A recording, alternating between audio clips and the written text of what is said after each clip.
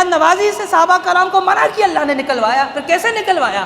کہ ان کے ہی سردار کو بچھو نے ڈھسا، اور ایک روایت میں سانپ نے ڈھسا. راوی کو شک ہے کہ سانپ یا بچھو ان میں سے کسی ایک نے ڈھسا، اور ان کے قوم میں سے کوئی ایک آیا اور کہا کہ تم میں سے کوئی ہے دم کرنے والا؟ کہا بالکل ہے. کہا اب ہم دم نہیں کریں گے کیونکہ تم نے مہمان نوازی سے منع کیا. اب دیکھیں اللہ تعالیٰ نکلواتا ہے.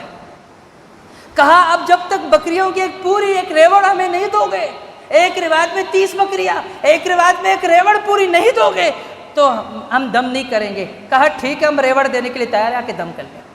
اب مجھے بتاؤ، اگر پہلے وہ مہمان نوازی کرتے تو آسانی تھی نا اس میں، لیکن یہاں اب کیا ہوا؟ جو نکالتے نہیں اللہ نکلوا لیتا ہے، لیکن بندے کو سمجھ نہیں آ رہی ہوتی.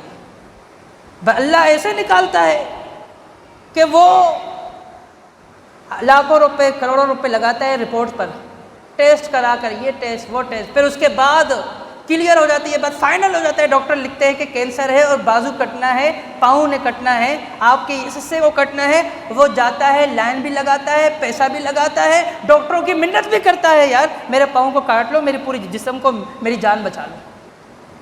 لیکن وہ سمجھدار نہیں. اب سمجھدار وہ ہوتا ہے جو پہلے ہی اپنا بندوبست کر لے، پہلے ہی وہ اپنا بندوبست کرے. اسے یہ سمجھ ہو کہ اگر میں ان کاموں میں آگے بڑھوں گا تو یہ مصیبتیں آئے گی نہیں.